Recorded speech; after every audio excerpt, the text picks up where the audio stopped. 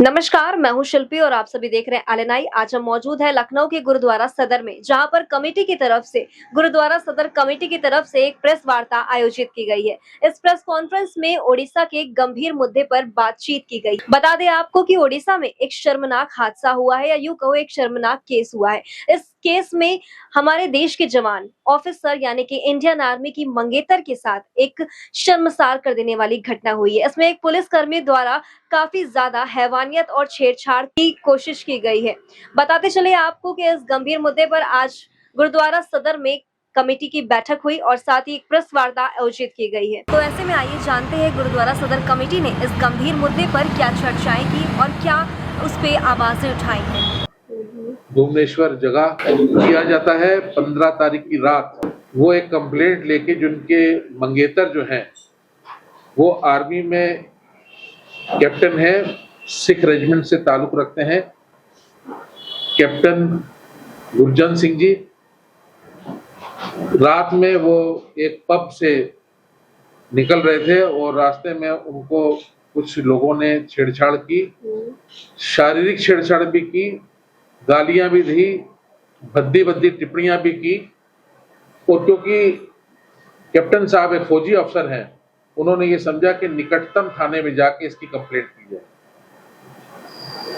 और भरतपुर थाने में जब वो पहुंचे तो वहां पर जो एक महिला पुलिस अफसर थी, वो सिविल ड्रेस में, मतलब कि घरेलू कपड़ों में बैठी थी, नाइटी पहन के बैठी थी। तो कोई जो महिला जो पीड़ित है वो खुद एक वकील है, अधिवक्ता है, उसने कहा कि आप तो यूनिफॉर्म के अंदर भी नहीं है और हमको ये रिपोर्ट लिखानी है, हमारे पीछे गुंडे पड़े हुए हैं, रात का वक्त है, तो आप हमको पेट्रोल कार को आप सूचित करें कि वो इनको पकड़े और हमारी रिपोर्ट दर्ज की जाए। क्योंकि ये गुंडे नाम ले रहे थे माननीय मुख्यमंत्री जी के, और पता नहीं क्या बात थी पुलिस की, उन्होंने रिपोर्ट दर्ज करने से मना कर दिया। और जिसमें महिला जो है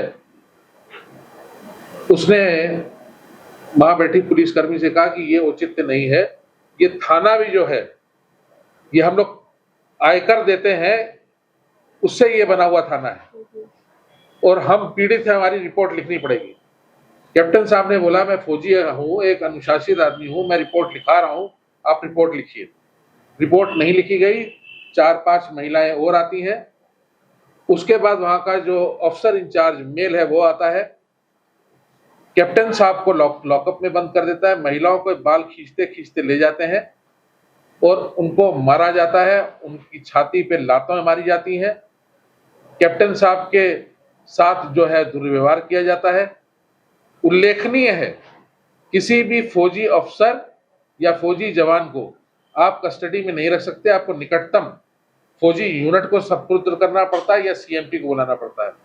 ऐसा ना करते हुए कैप्टन साहब को भी बुरी तरह पीटा जाता है और 16 का दिन आ जाता है, उसी तरीके मारपीट चलती रहती है।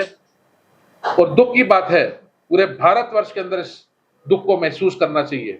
एक भारत की बेटी को लेटा के उसकी पैंट खोली जाती है, उसके साथ अश्लील हरकत की जाती है, उसका यौन शोषण किया जाता है और जिसकी पुष्टि मेडिकल रिपोर्ट्स द्वारा की जाती है।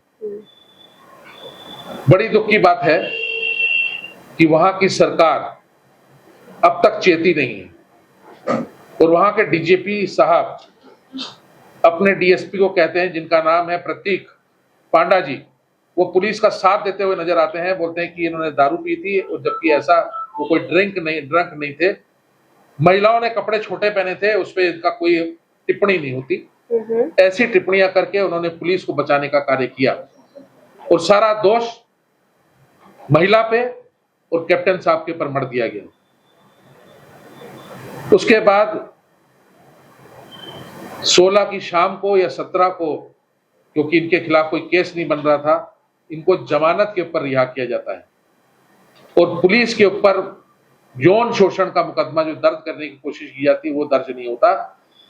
वहां की सरकार कहती है हम एसआईटी का गठन करेंगे, हम इंक्वायरी करेंगे, और इंक्वायरी को के अभी चल रही है। उन्होंने तत्काल प्रभाव से वहां के जितने पुलिसकर्मी थे, जो 5-6 पुलिसकर्मी थे उनके नाम लेंगे लंबे हो जाएंगे, उनको वहां का तबादला करके उसके बाद उनको सस्पेंड कर दिया जाता है। आज प्रेस बंधुओं से ये पूछने की बात है कि क्या ये औचित्य है, क्या ये इस देश का न्याय है कि किसी महिला के साथ, अपनी माँ बहन बेटी के साथ हुए और पुलिस वाले उसको बचाएं और वहां का मुख्यमंत्री चुप रहे, वहां का राज्यपाल चुप रहे, वहां का प्रशासन चुप रहे और महिला चीखती चिल्लाती रहे। और इसकी YouTube पे उस महिला की तमाम वीडियोज हैं जिससे आप पुष्टि कर सकते हैं। आर्मी विभाग ने क्या कार्रवाई करी? उनके विभाग ने क्या कार्रवाई की? आर्मी द्वारा कैप्टन साहब की जमानत कराई गई। कैप्टन साहब की जमानत करने के बाद केस को हेडक्वार्टर सेंट्रल कमांड, जो इसको मुख्य रूप से देख रहा है, यहाँ पर हेडक्वार्टर सेंट्रल कमांड है जो मुख्य रूप से इस केस को देख रहा है, उन्होंने पुलिस को, प्रशासन को लिखा, उन्होंने डीजीपी से भी बात की है और उन्होंने भी ये बात की जो आपने कार्य किया है सस्पेंशन का, वो पूरा नहीं, इस पर टर्मिनेशन होना चाहिए। पर पुलिस जो है वो फौज की बात भी कहीं पर नकार रही है। जो फौज रात दिन हमारे लिए मरती है, जो सरहदों पे शहीद होती है, जेएनके के अंदर रोज एक फौजी अफसर की शहादत होती है, क्या वो पुलिस अफसर उनके साथ ऐसा बिहेव करेगा कि एक फौजी अफसर वो जाएगा जो आपके लिए सरहदों पे मर रहा है, उसको एक गिलास पानी ना पूछ के उसको मार पीट के जेल के अंदर बंद करोगे? लखनऊ गुरुद्वारा प्रबंधक कमेटी क्योंकि सामाजिक और धार्मिक हर समय आवाज उठाती आई है और सरदार राजेंद्र सिंह बग्गा जी की आज अध्यक्षता में ये प्रेस कॉन्फ्रेंस हो रही है और जिसके अंदर सरदार तेजपाल सिंह रोमी जी यहाँ बैठे हैं, अध्यक्ष गुरुद्वारा सदर, हमारे अधिकृत अधिवक्ता जसबीर सिंह राजू जी, गुरुद्वारा सदर के सीनियर उपाध्यक्ष इंदर सिंह छाबड़ा जी, राजवंत सिंह जी, कुलदीप सिंह जी, यहाँ पर सब जिम्मेदार, हरदीप सिंह नंदा जी, सब जिम्मेदार लोग यहाँ पर बैठे हैं। हमारी एक आवाज है, हमारी एक आवाज है, हमारी एक आवाज है कि हम ज्ञापन जो दे रहे हैं एक जगह पर नहीं दे रहे, हम माननीय राष्ट्रपति को दे रहे हैं, हम भारत के प्रधानमंत्री को दे रहे हैं, हम यूपी के यशस्वी मुख्यमंत्री के दे रहे हैं जहां पर की महिलाएं सुरक्षित है, जहां पर गुंडा राज खत्म है। और हम मांझी जी हैं जिनका नाम है वहां पर के जो मुख्यमंत्री हैं, मांझी जी को भी दे रहे हैं और राज्यपाल जी को भी वहां के उड़ीसा के दे रहे हैं, डीजीपी को दे रहे हैं कि निलंबन नहीं केवल बहुत ये आवश्यक हो रहा है, आवश्यक यह है कि टर्मिनेशन किया जाए, इसको टर्मिनेट किया जाए। और सिखों के साथ हमने पूर्व में भी देखा है कि उड़ीसा सरकार का बड़ा सोतेला व्यवहार रहा है। पूर्व में हमने ये देखा कि मंगू मठ, जहां पर कि गुरु नानक देव पिता महाराज जी का वो स्थान है जो कोणार्क टेम्पल के बगल के अंदर है, उसको भी ढेर ढेरी कर दिया गया, उसको ध्वस्त कर दिया गया। और वहां पर जब एक युवक ने जब एक अलख जलाई उसको करने के लिए परविंदर सिंह को, उसको भी जेल की सलाखों को पीछे डाल के पीटा गया है। तो उड़ीसा सरकार, जहां पर जो भी सरकार रही है, हमें किसी से मतलब नहीं, वो जंगल राज है, न्याय संगत नहीं, और इसकी आवाज हम उठाते रहेंगे जब तक टर्मिनेशन नहीं हो जाएगा। लखनऊ गुरुद्वारा प्रबंधक कमेटी आज ये प्रेस वार्ता कर रही है, अगली बार कैंडल मार्च करेगी और उससे अगली बार जाके उड़ीसा में जाके धरना। तो सर ये बताइए, लखनऊ गुरुद्वारा प्रबंधक कमेटी की तरफ से जो प्रेस कॉन्फ्रेंस ओडिशा मामले पर हो रहा है, तो इससे आप क्या जोर देना चाह रहे हैं कि सरकार आगे क्या कार्रवाई करे? हम ये जोर देना चाह रहे हैं, सिख धर्म के अंदर कहा गया सोक्यो मंदा आखिए जित जमे राजन। उस स्त्री को आप कैसे बुरा कह सकते हो जिसने देवी देवताओं को, जिन्होंने वलियों राजाओं को पैदा किया है। आज कहीं पर स्त्रियों की दुर्दशा, जो कि भारत की संस्कृति नहीं है, उस संस्कृति को विलुप्त किया जा रहा है। यहाँ पर दानवी राज चालू हो चुका है। हम उन सरकारों को नहीं कहते, भारतीय जनता पार्टी ने सिखों के लिए बहुत किया, भारतीय जनता पार्टी ने अनुशासन लाने की बहुत काम किए, पर कुछ नेता ऐसे होते हैं, कुछ ब्यूरोक्रेट ऐसे होते हैं कि जिनकी दानवी राक्षसी मानसिकता हो जाती है, जो एक औरत को एक भोग्या के रूप में देखते हैं, उसका भक्षण करना चाहते हैं। और आज अगर भक्षण उस महिला के साथ हुआ है तो कल को हमारी बेटी के साथ हो सकता है, हमारी बीवी के साथ हो सकता है, हमारी भाभी के साथ हो सकता है, किसी के साथ हो सकता है। हमको सबसे बड़ी लखनऊ गुरुद्वारा प्रबंधक कमेटी, क्योंकि सिख धर्म हर समय अन्याय के खिलाफ आवाज उठाता है, इसलिए हम चाहते हैं कि जो स्त्रियां हैं इस देश के अंदर, चाहे वो किसी भी धर्म से हो, वो सुरक्षित हो। और जो आर्मी वालों के साथ जो दुर्व्यवहार उड़ीसा में नहीं हुआ, कई घटनाएं, कई प्रकरण ऐसे ट्रेन के अंदर हो चुके हैं। कम से कम इतना देश चेते कि ये देश के जवान, जो सैनिक हैं, देश के अफसरान जो सरहदों पे लड़ रहे हैं, जिनके कारण आप चैन की नींद रात में सोते हो, वो रात रात जाके आपकी रक्षा करते हैं। कम से कम इतना सम्मान अपनी फौज का करो। अगर आपने आज अपनी फौज का सम्मान नहीं किया, अपनी सेना का सम्मान नहीं किया, तो भारत का आने वाला भविष्य बहुत ही खराब है, अंधकार है। माननीय मुख्यमंत्री से आप इस केस में, आप इस मामले में क्या अपील करना चाहते हैं कि आगे क्या कार्रवाई की जाए? देखिए, हमारे उत्तर प्रदेश के यशस्वी मुख्यमंत्री, जिनको कि सिख समाज बहुत आदर से देखता है और जो बहुत प्रिय है, ना केवल सिख समाज के, हर समाज के प्रिय हैं, माननीय आदित्यनाथ योगी जी, जिन्होंने उत्तर प्रदेश के अंदर एक जंगल राज चलता था, यहाँ पर बलात्कार होता था, महिलाओं का शोषण होता था, महिलाएं रात में निकल नहीं सकती थी। आज हमें गर्व के साथ कहना पड़ता है कि उत्तर प्रदेश की ये दशा नहीं है। चाहे रात्र के 1 बजे भी महिला घूमेगी, वो सुरक्षित है। आज इस प्रदेश के अंदर अनुशासन है। माफिया जो है इस प्रदेश से भाग के दूसरे राज्यों में चले गए, और यही कारण है कि दूसरे राज्यों में घटनाएं ज्यादा देखने की मिल रही। पर हमारे माननीय उत्तर प्रदेश के जो हमारे मुख्यमंत्री हैं, उनसे लखनऊ गुरुद्वारा प्रबंधक कमेटी, सरदार राजेंद्र सिंह बग्गा, मैं स्वयं हरपाल सिंह जग्गी, पूरी टीम, सतपाल सिंह मीत जी, राजू बख्शी जी, तेजपाल सिंह रोमी जी, इंदर सिंह जी, पूरे हम लोग ये बेनती कर रहे हैं, पूरे मेंबर बेनती कर रहे हैं कि हमारा ज्ञापन आप भी लें और उस सरकार को, उड़ीसा सरकार, मांझी जी को चेताएं कि इससे उड़ीसा की बदनामी नहीं हो रही, इससे बीजेपी जो पूरे अनुशासन के लिए जानी जाती है, अच्छे राज्य के लिए जाती है, उसकी छवि को धूमिल करने का ये कार्य कर रहे हैं। और केंद्र सरकार को भी इसमें पूरा जो है संज्ञान में लेते हुए ऐसे मुख्यमंत्री को निष्कासित करना। अध्यक्ष लखनऊ गुरुद्वारा प्रबंधक कमेटी, पत्रकार बंधु, जैसा कि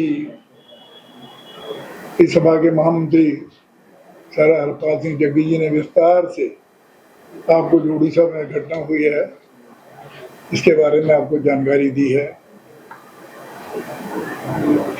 मैं तो केवल यही कहना चाहता हूँ कि विस्तार से आपकी पूरी बात कह चुके हैं कि उड़ीसा में जो जंगल राज की बात उन्होंने की, अब आप कल्पना कर लीजिए कि इतना सुनने के बाद आप ये महसूस कर रहे हैं कि वहां पर जो हमारे रक्षक हैं वो भक्षक बन चुके हैं।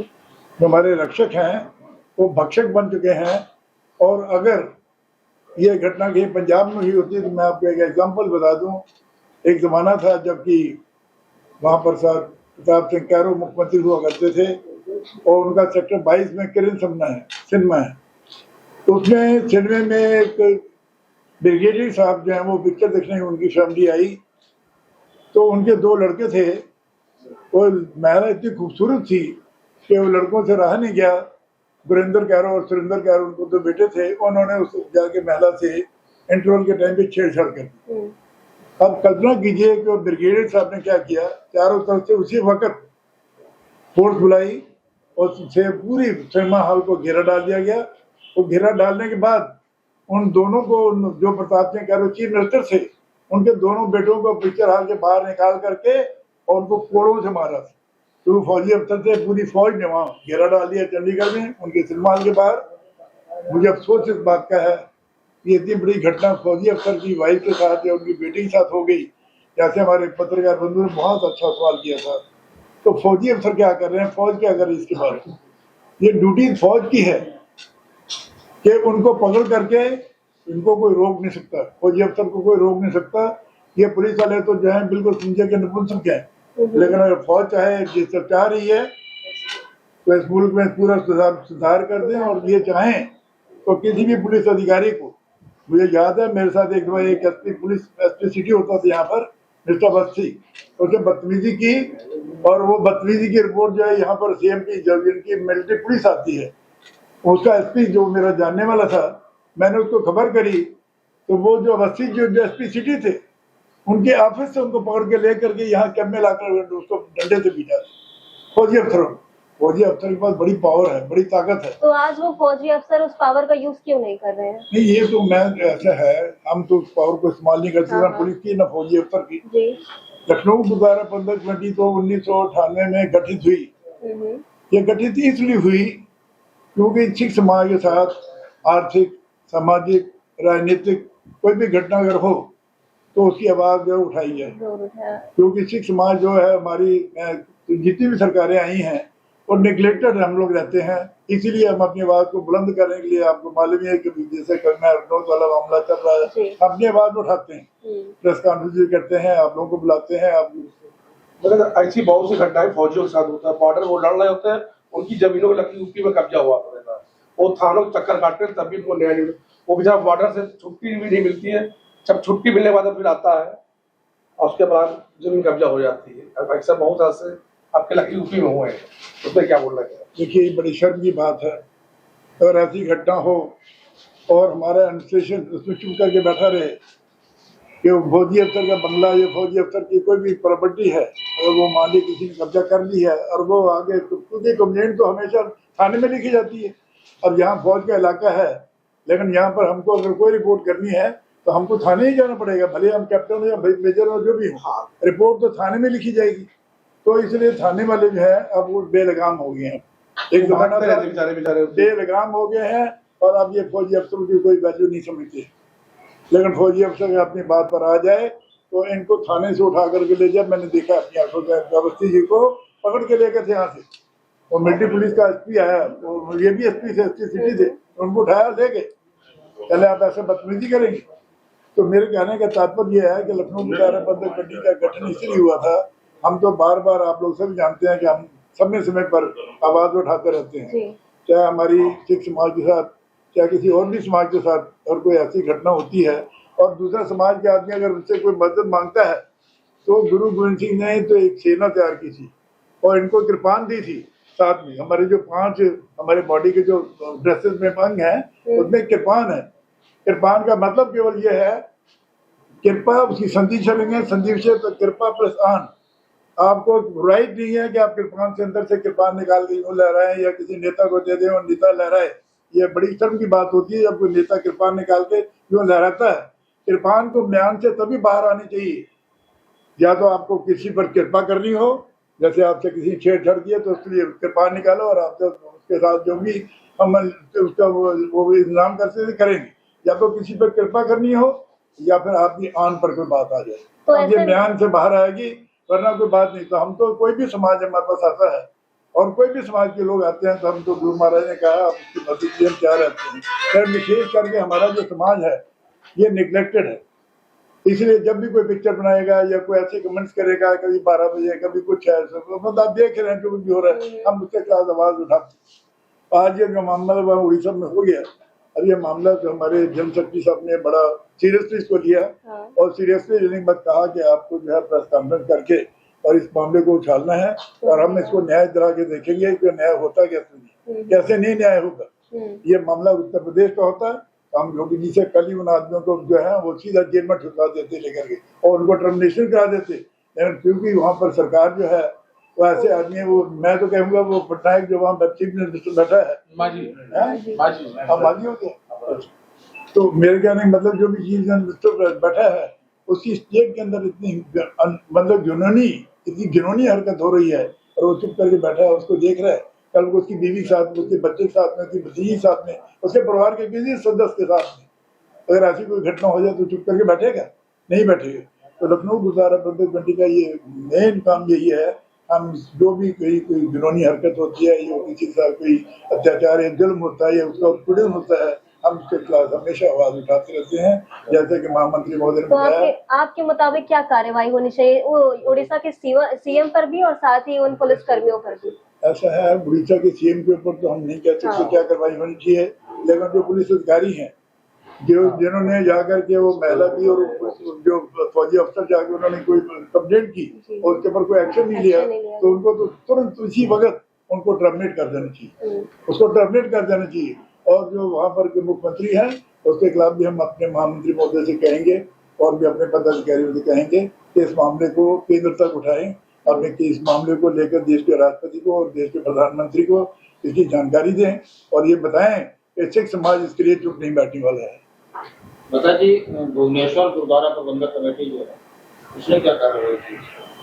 देखिए, इसके बारे में मुझे कुछ ज़्यादा जानकारी अभी नहीं है, तो इस काम के बारे में मुझे ज़्यादा इसकी जानकारी नहीं थी हो पाई, क्योंकि मेरी वाइफ जो वो परेशान चल रही है, उसकी तबीयत बहुत खराब चल रही है, तो मैं अपने अर्धांगिनी जो है उसको पहले देखने में लगा हुआ था। भुवनेश्वर गुरुद्वारा प्रबंधक कमेटी द्वारा ज्ञापन ऑलरेडी वहां पर दिया गया और वहां पर सम्मिलित रूप से एक FIR करने की कोशिश की गई, पर दुख की बात यह है कि वहां पर जो भरतपुर थाना है वो यौन शोषण की जो FIR है उसको करने को तैयार ही नहीं है। उसने जमानत पर रिहा कर दिया, वो उल्टे ब्लेम्स लगा रहे हैं।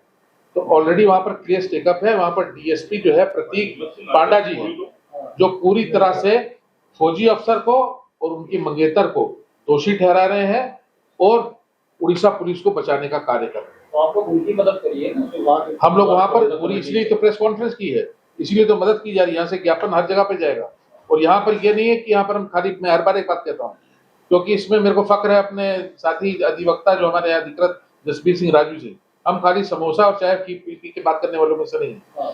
जैसे कंगना रनौत के मामले में पूरी कार्रवाई हुई और लखनऊ के कारण वहां पर ये केस को रोका गया, उसी तरीके से इस पे भी पुरजोर कार्रवाई की जाएगी और अगर इन्होंने कार्रवाई नहीं की, ये टर्मिनेशन पे नहीं आते, तो हम इस पे अपना आंदोलन जारी रखेंगे। सर जैसा कि उसको एश्योर करिए ना, गुरुद्वारा प्रबंधक कमेटी जो वहाँ की है उसको आप एश्योर करिए ना कि हम तुम्हारे पीछे खड़े हैं। वो बिल्कुल हम उसके साथ खड़े हैं। जब जरूरत पड़ेगी तो हम यहाँ से जाएंगे, हमारा प्रतिनिधि मंडल वहां पर जाएगा।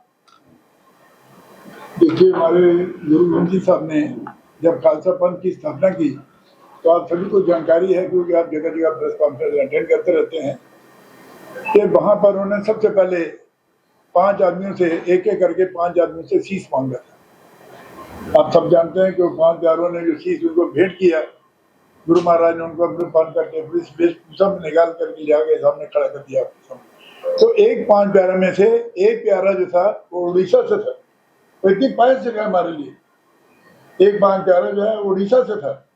तो अब ये जब समझिए कि कितना है, तो इसलिए मैं वहाँ की गुरुद्वारा प्रबंधक कमेटी जो है वहाँ भुवनेश्वर में उड़ीसा में जो भी है, हम महामंत्री महोदय से कहेंगे, वो भी लिखेंगे। और हमारे जो लीगल एडवाइजर ये इतने तेज हैं कि इन्होंने आज तक इन्होंने कहा था, वचन दिया था कि अध्यक्ष महोदय ये पिक्चर रिलीज नहीं होगी, 6 तारीख को रिलीज होनी थी।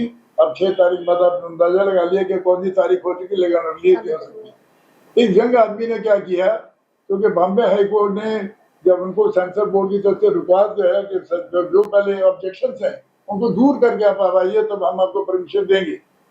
इन्होंने क्या किया, जब वो मामला वहाँ लटक गया, इन्होंने भी हमारी लखनऊ गुरुद्वारा प्रबंधक कमेटी की एक पार्टी बनने के लिए एक एप्लीकेशन वहाँ लगा दी, वो हमारी पार्टी मंजूर होगी।